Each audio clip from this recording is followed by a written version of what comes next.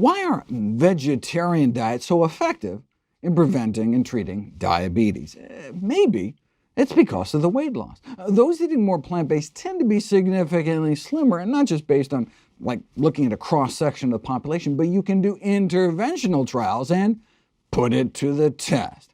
A randomized, controlled, community-based trial of a whole food plant-based diet. The key difference between plant-based nutrition and other approaches to weight loss is that participants were formed to eat the whole food plant-based diet ad libitum, meaning eat as much as you want. No calorie counting, no portion control, just eat. It's about improving the quality of food rather than restricting the quantity of food. And then, in this study, they had people just focus on diet rather than increasing exercise, just because they wanted to isolate out the effects of eating healthier. So, what happened? No restrictions on portions. Eat all the healthy foods you want. Here's where they started out. On average, obese at nearly 210 pounds. The average height was about 5'5". 3 months in, they were down about 18 pounds. 6 months in, more like 26 pounds down. But you know how these weight loss trials go. I mean, this wasn't an institutional study where they locked people up and fed them. No meals were provided. They just informed people about the benefits of plant-based eating and encouraged them to do it in their own lives, their own families, and their own homes and communities. And so, typically what you see in these so-called free living studies is that, weight loss at 6 months, but then by a year the weight creeps back, or even worse. But in this study, they're able to maintain that weight loss all year.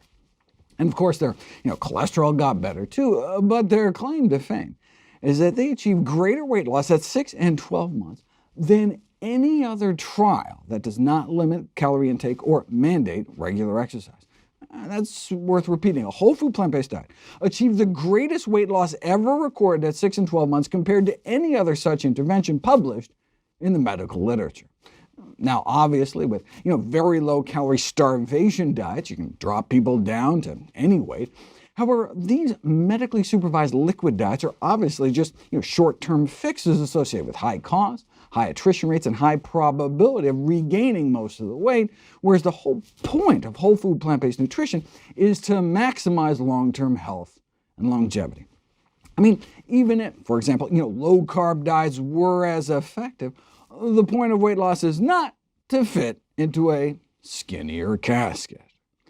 Studies on the effects of low-carbohydrate diets have shown higher rates of all-cause mortality, meaning a shorter lifespan, decreased artery function, worsening of coronary artery disease, and increased rates of constipation, headaches, bad breath, muscle cramps, general weakness, and rash. And yet, still not as effective as the diet that actually has all the good side effects like decreasing risk of diabetes beyond just the weight loss. Yes, the lower risk of type 2 diabetes among vegetarians may be explained in part by improved weight status. However, the lower risk also may be explained by higher amounts of ingested dietary fiber and plant protein, the absence of meat and egg-derived protein and heme iron, and a lower intake of saturated fat. Most studies report the lowest risk of type 2 diabetes among those who adhere to strictly plant-based diets. This may be explained by the fact that vegans, in contrast to vegetarians, do not eat eggs, which appear to be linked to higher diabetes risk. Maybe it's eating lower on the food chain, so you avoid the highest levels of persistent organic pollutants like dioxins, PCBs, DDT, and animal products, which have been implicated as a diabetes risk factor. Maybe it has to do with the gut microbiome. With all that fiber, no surprise that there'd be less disease-causing bugs and more protective gut flora, which can lead to less inflammation throughout the body. That may be the key feature linking the healthier gut with beneficial health effects, including the metabolic dysfunction you can see in type 2 diabetes.